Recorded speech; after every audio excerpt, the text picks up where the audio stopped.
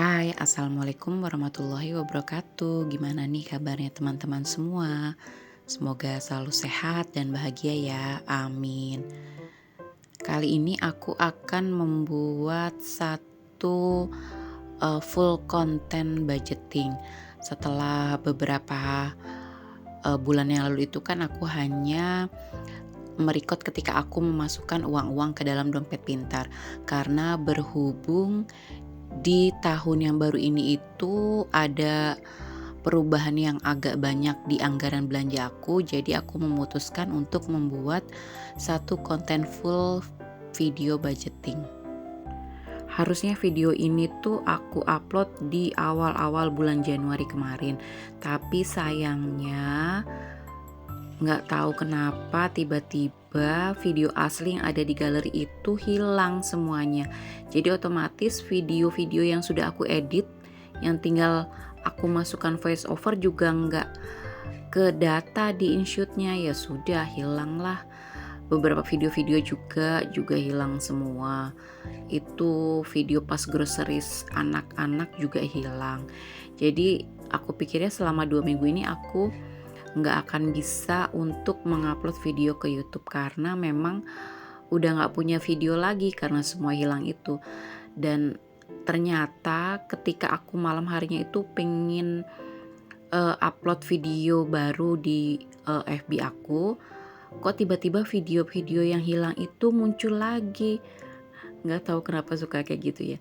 Ya udah, jadi mumpung videonya balik lagi, jadi aku gercep buat mengedit video dan juga memasukkan voice over, dan nanti langsung aku mau upload. Jadi nggak ada istilahnya nyesek buat kehilangan video lagi ya. Kita kembali lagi ke video. Jadi sebelum aku membuat rencana anggaran untuk bulan Januari, aku akan mereview anggaran aku di bulan Desember kemarin. Seperti biasa ya, ada yang over budget dan juga ada yang sisa budgetnya. Yang over budget itu ada di belanja mingguan. Aku anggarkan 1 juta, ternyata lewat itu ya, lewat jadi 1.200.000. Jadi ada over budget sebesar Rp200.000 yang aku ambil dananya itu dari dana talangan aku ya, baik dari usaha aku di minggu pagi atau juga di dana darurat. Terus ada pos yang anggarannya juga masih tersisa, yaitu ada bensin masih tersisa Rp40.000 dari alokasi dana Rp120.000. Ada gas itu juga masih sisa Rp20.000. Ada susu kotak juga masih tersisa Rp46.000 dari anggaran Rp170.000. Ada jajan 1 juga masih tersisa Rp80.000.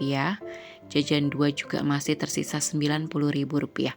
Jajan anak-anak itu masih tersisa yang agak lumayan banyak karena bulan Desember kemarin itu kan ada libur semester ya, libur semester ganjil. Jadi karena nggak sekolah, uang sakunya nggak terlalu banyak terpakai. Sekarang kita masuk untuk memulai membuat rencana anggaran untuk bulan Januari. Untuk tahun ini ada kenaikan uang yang akan aku kelola, yaitu sebesar Rp3.700.000 setiap bulannya. Kalau tahun kemarin itu kan uang yang aku kelola hanya Rp2.900.000 sampai Rp3.000.000. Itu artinya ada yang tahun kemarin itu dibayarkan oleh Pak suami, tapi mulai tahun ini itu aku yang membayar. Jadi Pak suami transfer ke aku, nanti aku yang akan membayarkannya. Kita mulai dengan kewajiban. Kewajiban aku seperti biasa, ada arisan Rp500.000, ada infak Rp150.000, ada uang listrik juga Rp500.000. Nah, ini uang listrik yang tahun lalu itu Pak suami yang bayar, tahun ini aku yang membayarkannya. Dan ada BPJS sebesar Rp100.000. Ini BPJS untuk ibu aku. Kalau BPJS kami sekeluarga itu sudah ikut sama kantor Pak suami. Kemudian juga ada WiFi sebesar Rp250.000. Jadi total kewajiban aku setiap bulannya itu insya Allah ada di angka Rp1.500.000. Mudah-mudahan angka kewajiban aku itu tiap bulannya nggak akan turun naik jauh dari angka yang sudah aku anggarkan. Karena biasanya sih cuma anggaran listrik saja yang turun naik ya, antara 450, 480, 500 lebih sekian. Jadi aku bulatkan saja menjadi Rp500.000. Kemungkinan untuk bulan-bulan berikutnya aku nggak akan membuat detail video budgeting seperti ini lagi, karena kan setiap bulannya kemungkinan itu bakal sama ya, total kewajiban dan kebutuhan yang aku keluarkan, uang yang aku kelola juga sama aja sebesar 3.700.000. Jadi kayaknya nggak perlu videonya diulang-ulang juga, kecuali nanti misalkan ada perubahan yang signifikan, ada perubahan besar, baru mungkin aku akan membuat detail video budgeting lagi. Paling aku akan merecord ketika aku memasukkan uang-uang ke dalam dompet pintar saja. Sekarang lanjut ke kebutuhan aku di setiap bulannya. Kebutuhan aku itu nggak terlalu banyak berubah ya dari tahun kemarin. Seperti biasa ada belanja mingguan sebesar 1 juta rupiah. Ini juga belum aku naikkan dari anggaran tahun lalu dan mudah-mudahan juga cukup ya. Dan untuk belanja bulanan ada sebesar Rp250.000, ada uang bensin sebesar Rp100.000, gas juga sebesar Rp100.000. Untuk bensin dan gas itu nanti aku akan tambahkan anggarannya Rp20.000 yang aku akan ambil dari uang usaha aku jualan di minggu pagi. Dan masih ada juga jajan satu itu sebesar Rp300.000. Jajan satu itu untuk nak sulung, jajan dua untuk nak kecil sebesar Rp160.000. Ini juga aku nggak naikkan ya, masih sesuai dengan anggaran di tahun lalu. Kemudian ada anggaran untuk susu kotak sebesar Rp170.000. Ini juga masih sama dengan tahun lalu. Ada dana darurat juga masih Rp100.000. Dan terakhir ada beras merah sebesar Rp20.000. Jadi ceritanya setelah aku total, setelah aku bagi-bagi, uang yang ada itu tersisa sebesar Rp20.000. Nah itu tuh pas sama dengan kebutuhan aku untuk membeli beras merah tiap bulannya sebesar Rp20.000. Jadi aku masukkan saja sisa budgetingnya itu ke anggaran untuk membeli beras merah. Tadinya untuk membeli beras merah itu nggak aku anggarkan dari uang bulanan ini ya, tapi aku ambil dari uang usaha aku ketika minggu pagi itu. Jadi yang aku ambil dari uang usaha aku itu ada Rp60.000, masing-masing Rp20.000 untuk gas, bensin, dan juga beras merah. Kemudian ini part yang paling nyenengin ya, part bagi-bagi uang ke dalam dompet pintarnya. Ada beberapa yang aku tukarkan ke pecahan Rp10.000 dan Rp20.000. Jadi memudahkan aku dalam pembagiannya nanti. Kan ada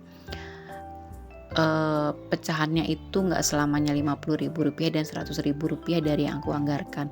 Seperti misalkan itu jajan anak kecil itu kan ada Rp160.000.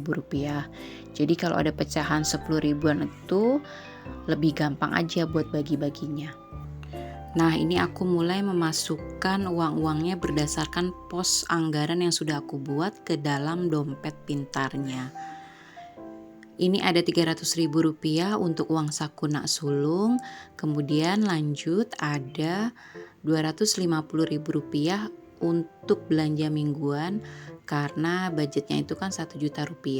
Walaupun bulan-bulan kemarin itu aku selalu over budget di belanja mingguan, karena kan harga-harga itu turun naik terus ya, susah diprediksi. Sekarang harganya naik, besok turun, terus nanti gak lama naik lagi, keseringan naiknya sih ya.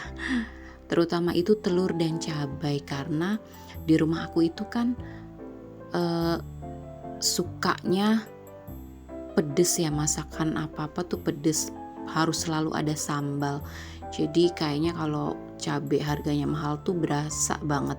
Dan juga telur itu yang utama banget ya. harus selalu ada di dapur, nggak boleh kosong. Karena kalau lagi nggak ada lauk apa-apa, kita bisa dadar telur, bisa bikin telur balado, telur ceplok atau apa gitu ya. Sekarang aja harga telur itu masih di kisaran 29.000 sampai 30.000 rupiah. Kayaknya kangen ya sama harga telur zaman dulu tuh bisa sampai 23.000 sekilo, 18.000 sekilo. Kayaknya kalau udah harganya tinggi untuk balik ke harga yang dulu tuh susah ya, nggak bakal banget kayaknya. Itu tadi kan ada kertas kecil bertuliskan nominal Rp20.000 sebagai pengingat kalau aku masih punya utang, istilahnya utang dalam tanda kutip, ke pos bensin dan juga gas. Nanti itu aku akan isi di setiap minggunya begitu aku selesai jualan di pasar pagi. Kalau nggak aku tulis gitu khawatir lupa ya. Selesai sudah aku memasukkan uang-uangnya ke dalam dompet pintar sesuai dengan pos-posnya masing-masing. Senang ya kalau ngelihat dompet pintar di awal bulan kayak gini tuh yang tebel karena isinya belum terpakai, isinya masih utuh. Ntar kalau sudah di tengah bulan sampai akhir bulan tipis lagi karena uangnya sudah banyak yang terpakai. Nah ini selanjutnya aku ada memasukkan uang infak ke dalam dompetnya, ke dalam amplopnya masing-masing. Nanti ini akan dibawa oleh anak kecil dan juga anak sulung. Masih ada sisa uangnya itu adalah uang arisan. Uang arisan sebesar Rp500.000 karena nanti mau aku langsung bayarkan ke tetangga aku yang megang arisan, jadi nggak aku masukkan ke dalam dompet pintarnya. Uang pecahan 20 dan 10-nya juga ini masih sisa, nanti aku tukarkan dari posnya jajan nak sulung. Dia itu kan sehari jatahnya Rp10.000, jadi butuh uang recehan 10 ribuan, kadang juga Rp20.000 untuk 2 hari gitu kan.